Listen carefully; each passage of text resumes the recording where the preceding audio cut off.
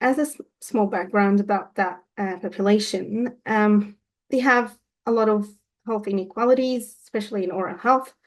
They have high risk factors that we all know, like substance use, including smoking, alcohol, illicit drug use. And that mainly is highly linked to oral health problems. And while we're looking at dental care and correctional facilities, typically reactive, so mainly focusing on emergency treatment rather than preventive. And also, there's other barriers like the long waiting list, lack of personnel, like there's not much of medical practitioners that's really trained to work in correctional facilities, and limited budget. Like there's some facilities that had 8 hours per week, like one shift per week, although they know that there is a very high need in those facilities, like 1,000 incarcerated young people, and you can find 8 hours per week. So that was really like limited budget. And there is no comprehensive care to cover for that. So although there's so many barriers, still we consider that incarceration time as a big opportunity to provide healthcare, because almost majority of the young people have a lot of problems accessing to the oral health services, either because of the knowledge or lack of awareness, or undervaluing the importance of oral health. So it's really often overlooked in research, and recent global review, although it was on adolescent health and detention, it failed to capture any dental data. So we had a review that was talking about the health of young people that was recently published. There was no any dental data that was about. So why this study is important? As I mentioned, they have high risk population. They have unique risk factors such as poor access to dental care, substance use, unstable environments, and that all impacts their oral health. They have another part with functional impact of that. So you have untreated oral health problems, and it has a long-lasting effect, including chronic pain, infections, and negative self-perception, which impacts not just their mental health, but their physicality and accessing other services. So there is a clear gap in research and improving their oral health. So we know there's a problem, but we don't know how to improve it. And on the other hand, there's broader implications, including addressing those problems and contributing to better health outcomes and reduce these health disparities. So the aim of our study is to address this gap, summarize and synthesizing the available data regarding oral health of incarcerated young people.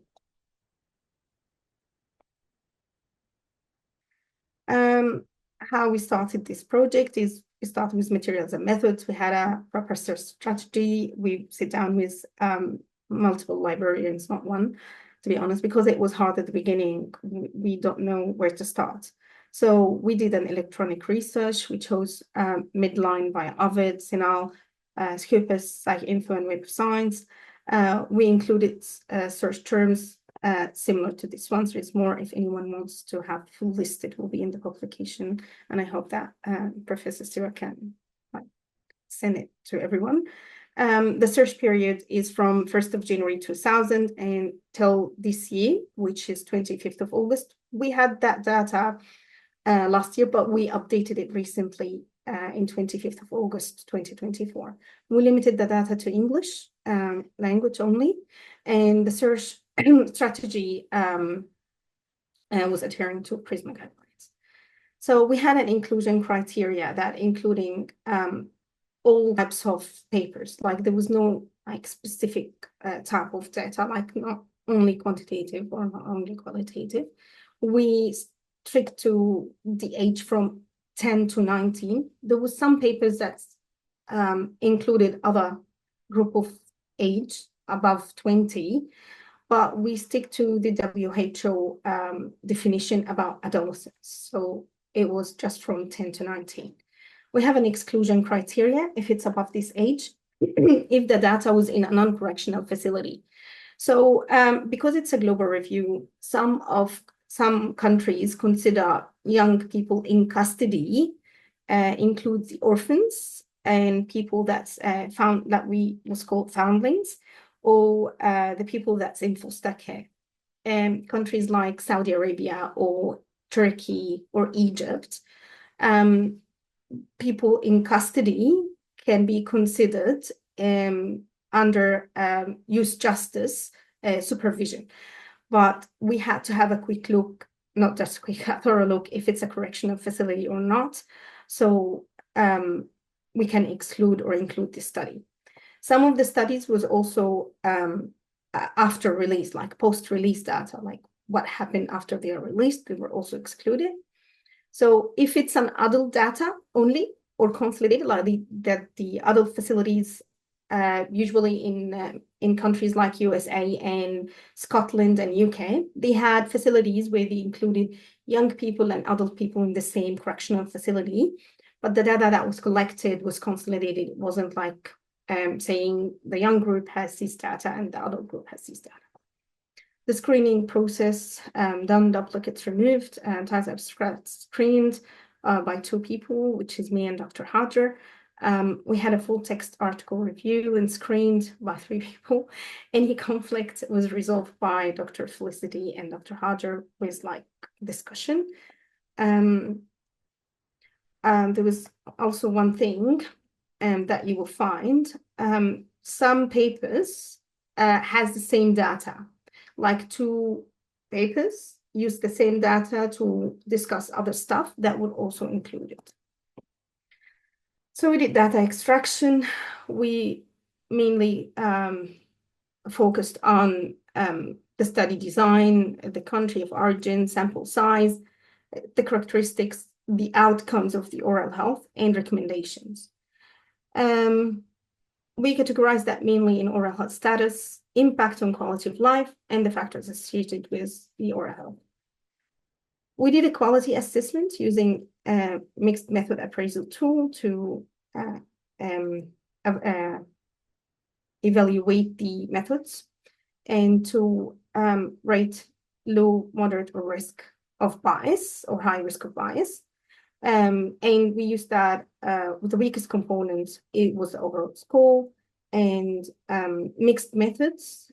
We used 3 evaluations, and the lowest the score was also the one that's applied. For the results, we had 1,672.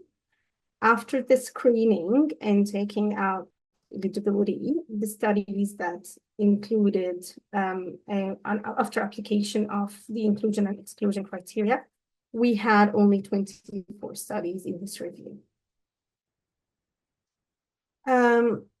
With the quality assessment, the most constrained part was the clear research questions. So most of the papers that was included has clear research questions.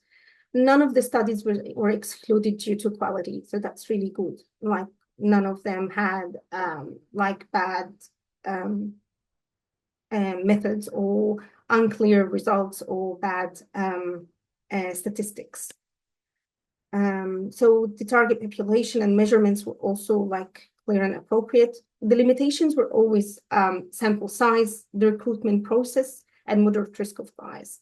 So the sample size, we can understand that the challenge of accessing correctional facilities is really like hard.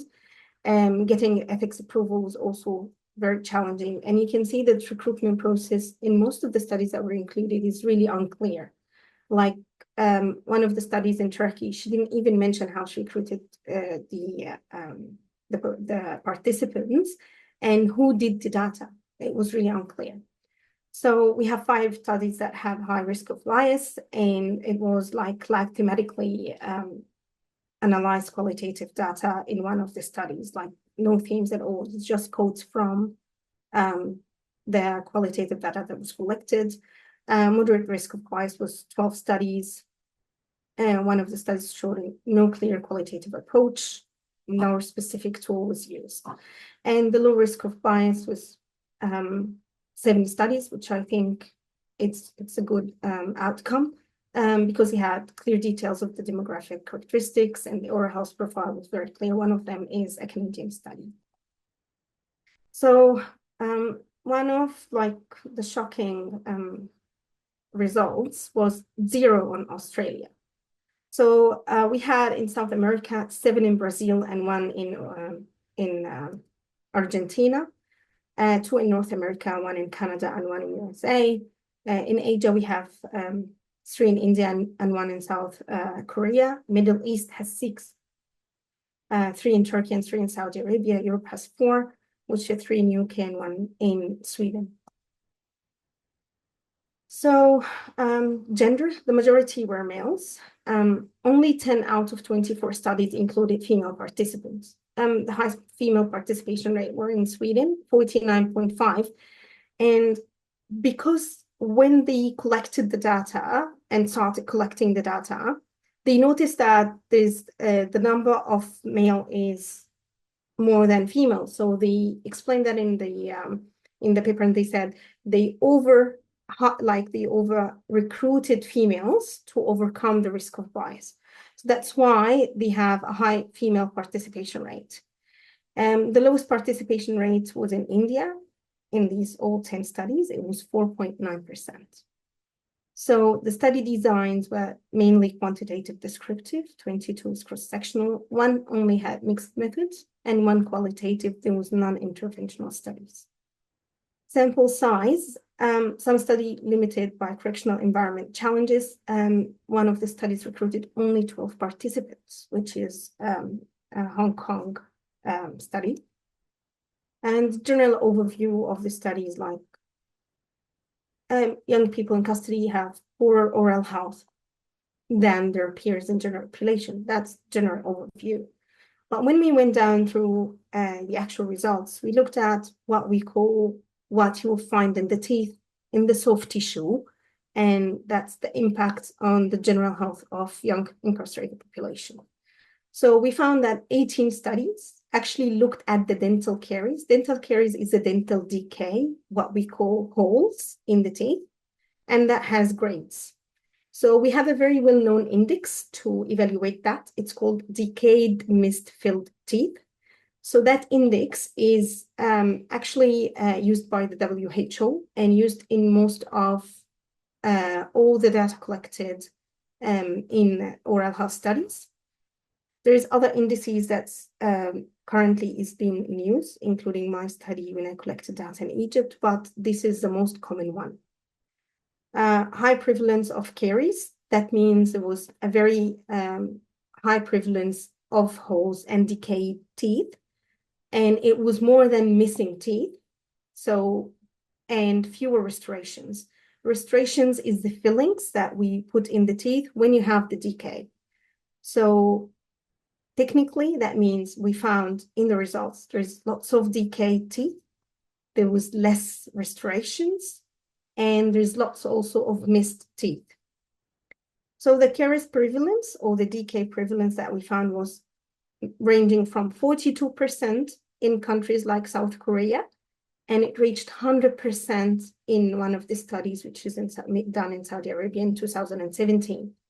The DMFT scores, that's the index that we used here, was 0.51, that's the range, and the highest was in Brazil, 9.55. That's very, very high for evaluating decay. So when we did a breakdown for these results, which is the decayed teeth, the highest for just the DT, which is the decayed teeth, in the DMFT, was 7.43. So that means the number of untreated teeth and showing decay and holes was reaching 7.4. Missing teeth was 1.75. That means 47% had an experience of tooth loss. Filled teeth, so some of them had restorative care either before or during being incarceration in incarceration facility, and some of the countries had 0, like they didn't receive any fillings throughout that time. In South Korea, which was like some fillings, which is 2.8. So in Canada, there was some fillings here, but the majority also is untreated decayed teeth. Martin was the highest, and that one is in Brazil. And Catherine, he's in 2021, this study in Brazil, and he was talking about the link between tooth loss and incarceration. So notable findings from all of our results was, as we mentioned, Saudi Arabia in 2017 and 2022, we're talking about 100% of caries prevalence. And the was 8.92 and 4.06. In UK, 94% caries prevalence. In USA, 74% caries prevalence. And the time is not like, there is no like, and they're not close, like 2017, 2022, and 2006. Some of the studies mentioned there is a difference between males and females. And for example, in Sweden, they mentioned that females has higher risk of severe dental decay compared to males. But mentioning this study specifically were not done by dentists at all. It was done by pediatrician. So the one who collected the data is a pediatrician, and he had 2 days of experience or training, 2 days of training on how to look and evaluate if there is decay or not. Another study in India has slightly higher caries prevalence in males. So that may indicate like there was no actual 6 differences in dental caries. And it was varied among the populations and the diagnostic methods that was used. There's some age trends, although we know that decay can get worse by time, not by age. So if it started in young age, but throughout time, it doesn't really reflect in young age. It's showing a big difference from adult teeth. And because there is some stages called mixed dentition, so although this data is there, it's not reflecting, and this is when the practitioner or the dentist looks at the data. So you're looking at the caries prevalence, say it's a bit high in that age, but you're missing that there is a mixed dentition between the baby teeth, or that we call primary teeth, and the adult teeth. So from 6 to 12 years old, it was 52.4%. This stage includes mixed dentition. So might be primary teeth or adult teeth. Saudi Arabia, they are 16 to 17 years old. So this is purely adult teeth. So at that stage, the DMFT score was 9.9. 12 to 13 years, again, it's mixed dentition. So that's between 2 stages. So it's 7.13. There's other part in the oral health, which we call predental health or gum disease. So the oral health and how we look at is dental decay and gum or periodontal health, which is a gum health. How good is your periodontal health? So 10 studies out of the 24 mentioned there is a poor oral health, which is poor gum health and high prevalence of dental caries. What that means, there's a high prevalence or high amount of soft and hard deposits. So black is the debris or the soft deposits, and calculus is the hard deposits. So it reached 53% in one of the studies, which is Saudi Arabia in 2017, and 33% in India. This study was mainly Agrawal focused on the oral hygiene methods. So he mainly looked at the gums and the debris and how strong is the oral health from that side, and also the area of oral hygiene measures, which we will come later to. And 37% has bleeding in gums, and 90% of the population can see that while they're brushing their teeth. But while we're looking at this area here, that we're looking at from while probing, so that's a different measure that the clinicians do. So it's not the one that we when we brush our teeth or while we have a gum disease. 39% had calcuses, which is the hard deposits, and 82% had wide range of periodontal disease in Brazil. Wide range of periodontal disease that might have gum recession, which is the receding of gum from the tooth, or deep pockets, which means that you have a pocket that's related to the gum that's attached to the tooth. So that's a big range, and the amount of widening of that area.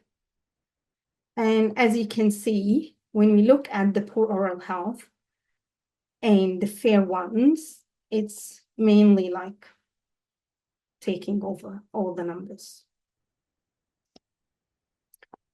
So dental trauma, one of the most common parts in that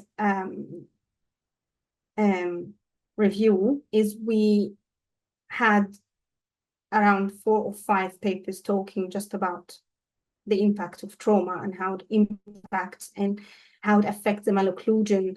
So it was really not saying like notable that it's more than you can see in normal setup or in comparison to the normal in the normal setup or the normal clinics or community clinics or their peers in that other population. And here I'm talking about 3 continents, for example. So the prevalence rate from 11.3 to 32.4. And the comparison rates, when we compared it to the young people, were higher than the mainstream students or the people with disabilities even. And the oral hygiene practices, it's like in custody, it improved of only studies mentioned that it improved. One of them is in Scotland and the other one is in Turkey. There's one that's qualitative study in UK by Russell. He said there's a limit that the incarcerated young people mentioned that they don't have access to proper oral hygiene aids. That includes proper brush, dental floss, or even interdental brushes sometimes. And the reason for that, I'm not sure if anyone have seen the brush that they provide in correctional facilities for security reasons. It's that big and it's plastic, or rubbery. And the head is very big, and it's usually for security reasons because a lot of incarcerated people use it as weapons, and they are very creative in that area. But they were offered to buy from the canteen. So I'm not sure if in that stage, how we can say it's fine to buy from the canteen, but I'm not providing it for you because of security reasons. Impact of oral health on the quality of life were discussed by multiple studies in this review as well. So there was an impact. There was multiple tools that was using. There are mainly 3 tools. One of them is really very common, which is Oral Health Impact Profile 14. The other one is OIP 49, but one study. And the other one was the questionnaire that's used in Canada. It's a Canadian questionnaire. It's called CPQ 1114. That's used in the Saudi Arabia study. This used in one Argentinian study, but this one used in 3. Most reported one was focused on physical pain and functional limitation. So the most reported problem that really affects their quality of life was the functional limitation. I'm in pain all the time, which means that 67% at least, like 21% at least, and reach up to 67% mentioned that they are on pain. And social disability was reaching 32%. And in one of the papers, while talking about the social disability, that means they avoided people because they think their teeth looks bad.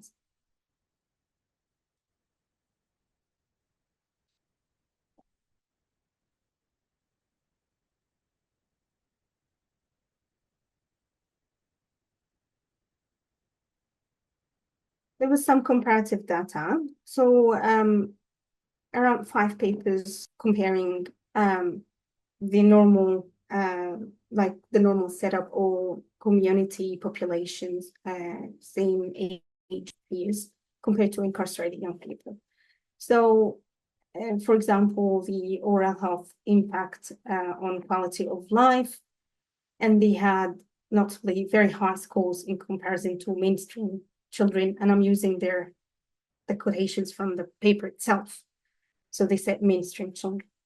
And again, they compared it to mainstream children. And in the same paper, there was also foundlings. These are the DMFT we mentioned before. It's an index to evaluate decayed, missed, and filled teeth. PUFA is an index for problems in the nerve or problems that's related to infection and pain. And that means if they have higher score in that area, that means they are more prone to infections, ulcerations, fistulas, and nerve involvement. And that's a higher level of oral health problems or dental decay problems. TDI scores is scores that's related to malocclusion, and that means they had high rates of malocclusion, either due to losing teeth or badly decayed or badly restored teeth, or not receiving treatment at all. This one was only about trauma from Turkey, and there's very high incidence in incarcerated young people for dental trauma in comparison to disabled peers and people, the young people in schools. In Gore, it was in orphanage. So as I mentioned, the orphanage can include incarcerated young people, people that's orphaned and they are in the same place. And the case prevalence was much higher than the other ones for the incarcerated young people, which was reaching 52.4. And they had worse oral hygiene measures. And when they finished, they compared that to the school children. So the South Korean, they compared it to general population. It was a retrospective study. They had a very big amount of data for comparison, and they had significantly higher untreated decay in comparison to general population. This study have adult incarcerated population as well, but we used only the data for young people.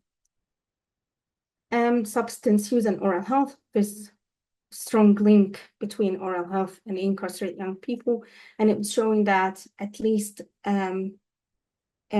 all the people that has history of illicit drug use or substance use had dental decay in their teeth. And 21.9% reported tooth loss. So all of them had dental decay, and 21.9% of them had tooth loss. Tobacco use, 47% reported tooth loss, and we're talking about young age. We're not talking about adults. So if we're talking about young age, with 47% of them had tooth loss, that's really big amount. And 73.8% with tobacco use had a negative impact on their oral health related quality of life. Alcohol use reported halitosis. So halitosis here means the bad smell of the mouth. And this study is self-reporting. So they spoke about themselves and they said that we have halitosis and we think it's related to alcohol. Higher DMFT scores and the quality of life that was impact among alcohol users was also linked. So high DMF scores, that means higher decay, high risk of missing teeth, low risk, high risk of no fillings for their teeth. So access to oral health services, it's really very challenging area.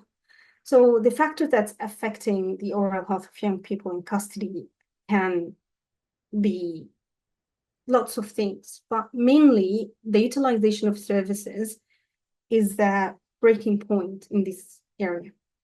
And when we talk about that, we talk about the limitation of access to preventive and therapeutic dental care. And we've seen that in the amount of fillings in some areas, when we see 0 fillings in India in one of the studies. And in Brazil, 17.1 had never seen the dentist. 15 had no dental visit prior visits before incarceration. Poor access linked to tooth loss, like their access would just to get teeth out or was just linked for extraction of teeth. In areas like Saudi Arabia, they had emergency care only. So whenever it reached an emergency, they will have access to dental care. In Turkey, for example, 44.4% didn't visit a dentist before detention.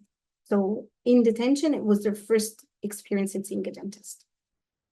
One of the factors that was also very good to know about was the length of imprisonment and its impact on oral health. While we're talking about rehabilitation and impact of imprisonment of young people, it was really good to know that the length of imprisonment had an impact on oral health as well. And there was mixed results from that area.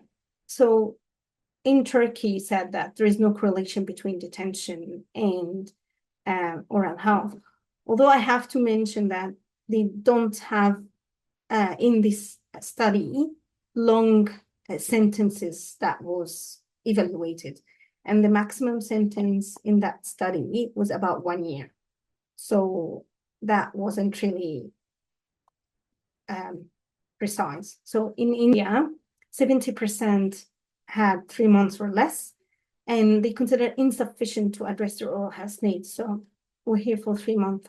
We can't get enough treatment. We don't have access to better services, and it's not enough to evaluate our teeth.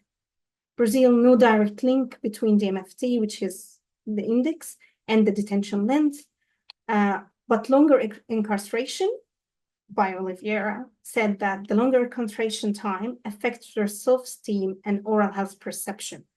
So when we look at that, that impacts the mental health part more than how the teeth feel, like the pain.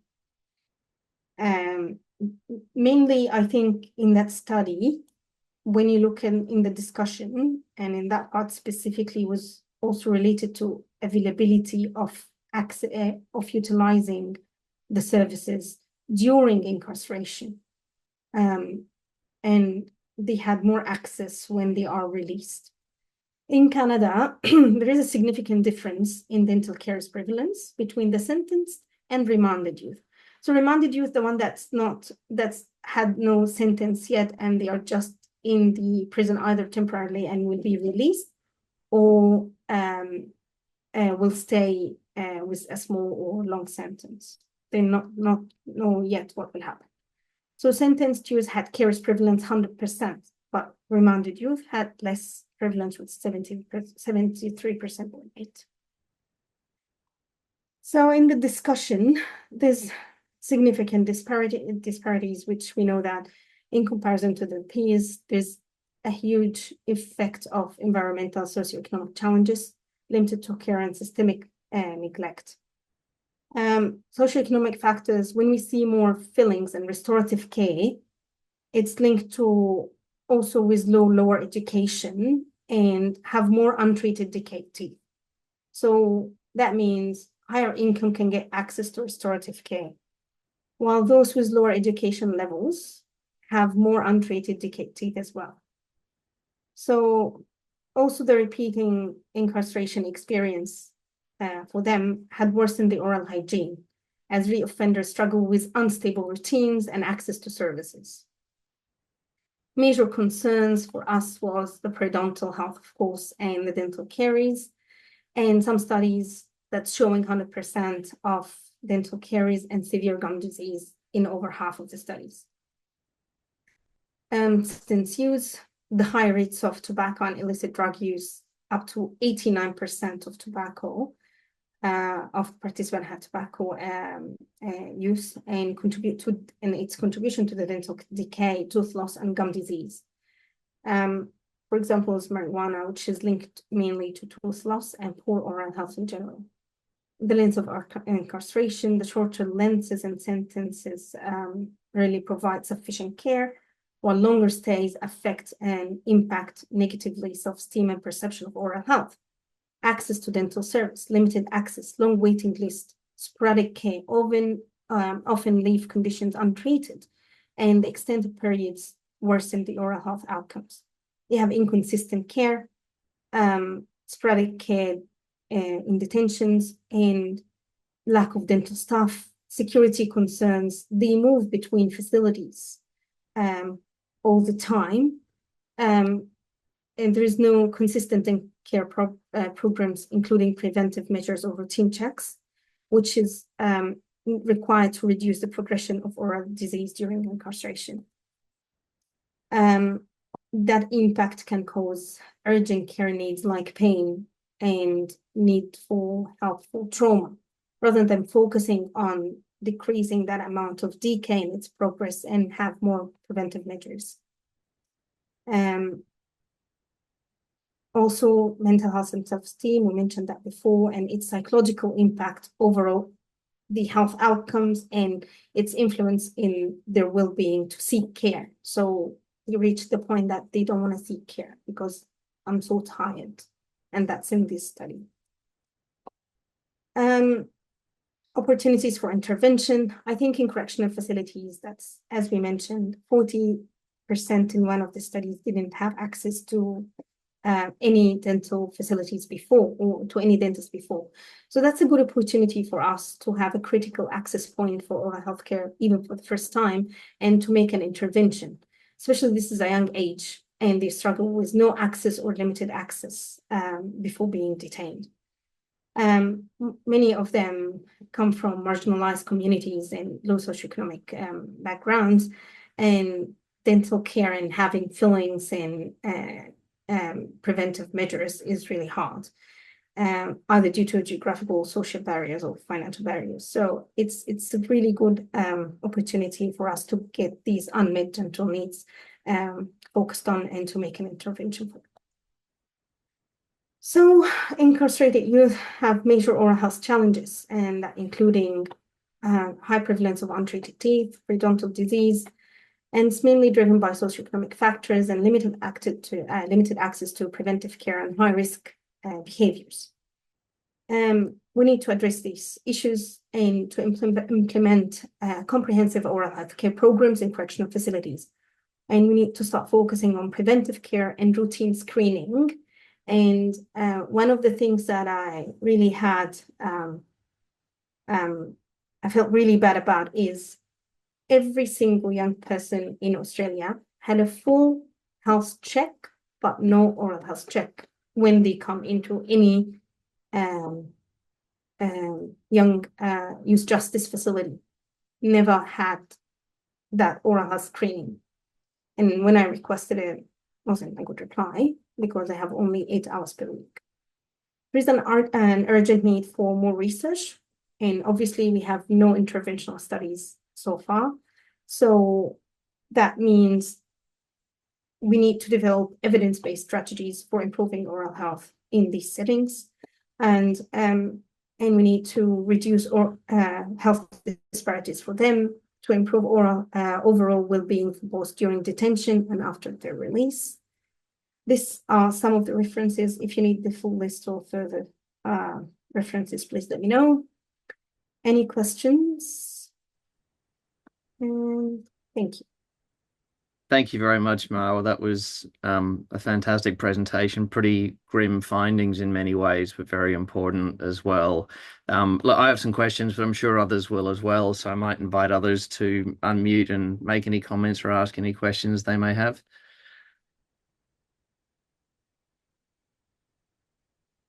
Lindsay, go for it.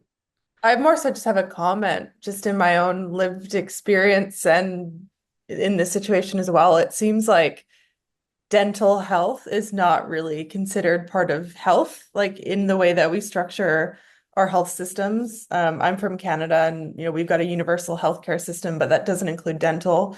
And you can only get dental benefits if you have a good job, and you can get those, get that covered. But I think it's just interesting just noting the similarities, I think, in just how we view the dental health system as kind of separate from, you know, all the other aspects of health, which is problematic because I think it just adds another layer of access or another barrier to accessing the services and justification for funding, and it kind of just falls by the wayside. But it is so important, not just on physical health, but as you mentioned, there's a lot of impacts on like mental well-being and self-esteem and social well-being and things like that. So just a comment in that area that was kind of going through my mind when you were talking. Mm. I don't know if you have I any agree. reflections as a clinician. Sorry. Yeah, I will talk about from the clinical side. I worked in youth justice in Australia. I worked in Parkville, Malmesbury.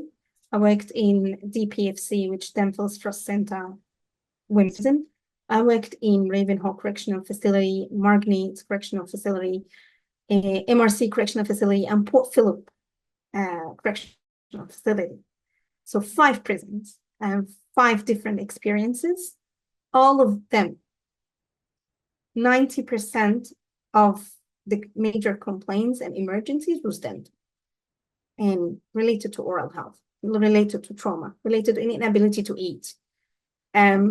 All the referrals that I received from all the 5 correctional facilities was from nurses, late night calls of dental pain or dental traumas, like teeth broken while eating, while fighting, very high risk.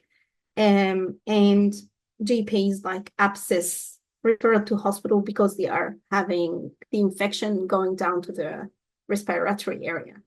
So I totally agree, and I tried. Like I'm trying now to change. Maybe I will be successful. Maybe you'll stay the same, but let's try. We have nothing but to keep trying.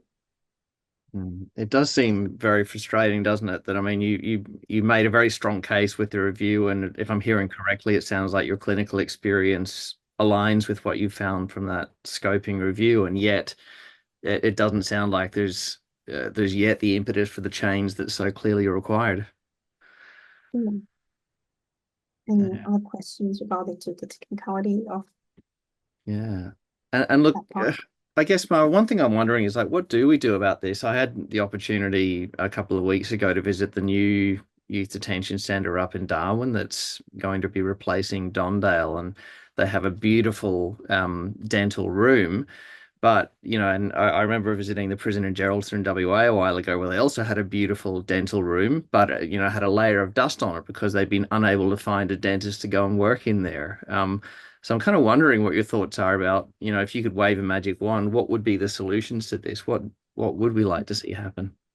There is a very alarming part when it's like you're selling it to the dentist like a very hard place to work in. It's same as everywhere you work in, has challenges, of course, and security plays an important role. But it was for me a great experience. I think the lack of awareness about the working correctional in general from clinical point of view, it obscures a big part of the truth. Let me say it in a different way. I work also in the dental hospital as a clinician, and I as a clinical supervisor, so I supervise students working with them. So we have drug use, or let's say substance use, all the time that's coming from breaking teeth, ex-prisoners, a lot from youth justice that's coming as clients to us, to the dental hospital. It's the same. But again, the way that we're dealing with it from up is like we're not telling people that these jobs are normal. And this part of population, and we need to serve them properly, and we need to look at the needs. The budget that's for correction, 90% of the budget is to improve health. So oral health is part of that part, and it will never be included without making a case.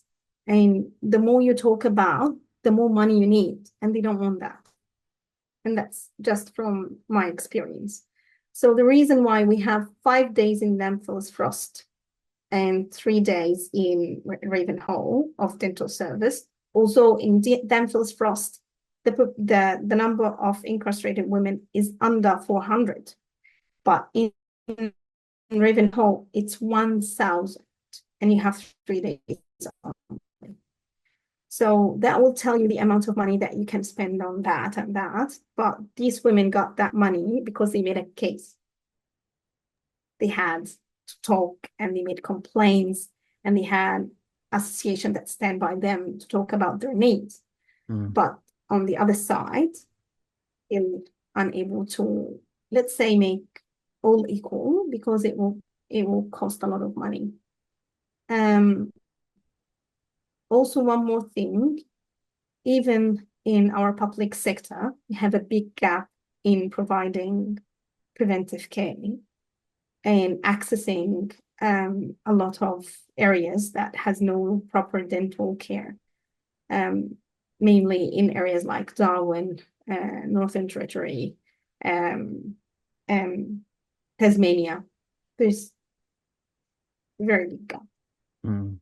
I suppose I'm reflecting on that, you know, we purportedly commit to equivalent care in prisons and youth detention facilities, and one of the perils around that is that if our investment in oral health care is inadequate in the community, then, you know, equivalence isn't really enough. And so I wonder what your reflections are around that. I mean, there's non-equivalence between Dame Phyllis Frost Centre and Ravenhall from what you're describing. But I'm guessing that 5 days is still not enough in DPFC either. No, there is the high needs, and let's say if you have a prevalence 100% of dental decay, would you think 5 days is enough? And there's one more thing while we're like making equal setups. When you do a post-release plan, and you know that this young person have been involved in clinical dental problems, including trauma, including root canal treatment, which we say like nerve treatment of the teeth. That's alarming. That means he needs a lot of fillings. He needs a lot of prevention. He needs a lot of seeing a dentist maybe every 6 months. You don't give him that plan when he's released. It's not part of his post-release plan. So many of them also is looking for jobs and a new life. And imagine being released with no dentures and losing 21% of them lost their teeth. So like again, the community is a community. So we will judge, oh, he's a drug addict. No, I don't want to hire him. He will not appeal my customers. So it's very big like area that you really need to. The stigma is huge, Louise. Yeah.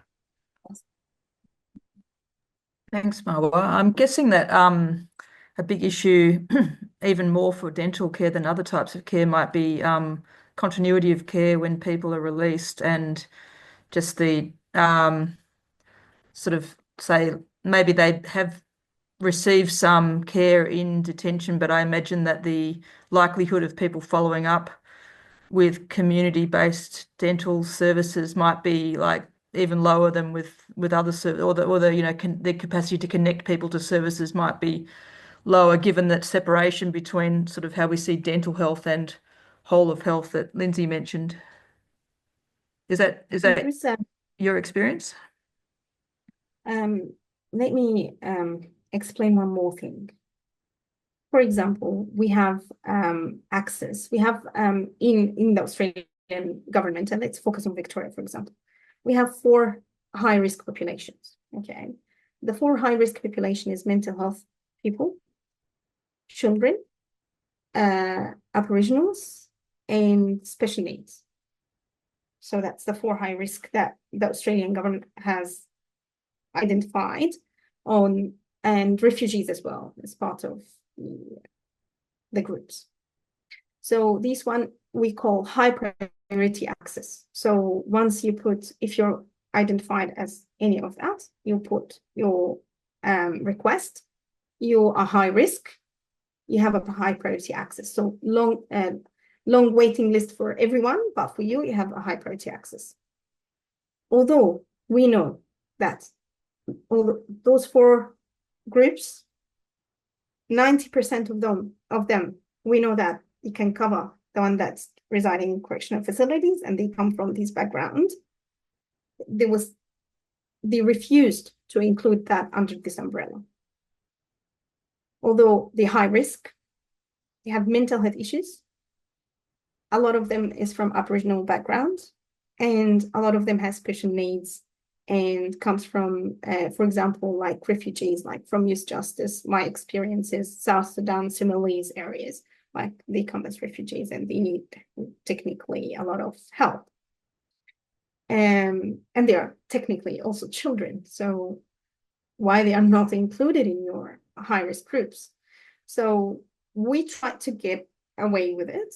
And we had a list of facilities that, for example, if you're Aboriginal, we printed out a list of the facilities that you can visit once you're released and you're Aboriginal and you need to continue your dental treatment. So we print this out, we give it to them, or we give it to the discharge nurse.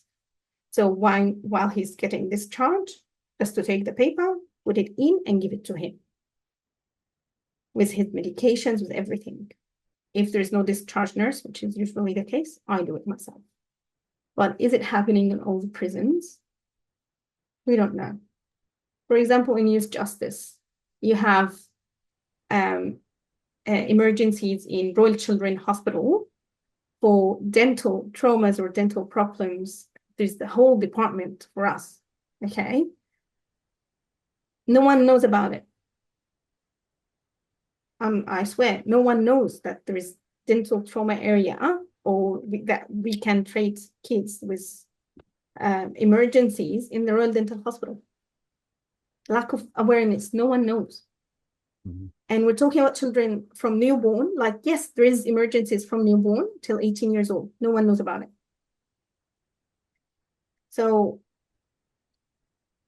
I'm sure, like, if we really want to get over this, we need to have a system of referral, a system of telling people where to access and how to access these community clinics. Mm. Most of the people think if they go to the community clinics to get a full denture, they will pay a fortune. They were shocked that it's only $60 when I told him it's only $60. So they prefer staying with no teeth at all because they think how much they're gonna pay to get a denture. That So that sounds like the nearest thing to a silver lining that we might find in this issue, that it sounds like there are resources out there and supports, at least in the community, and it's about connecting people with them and making people aware of them.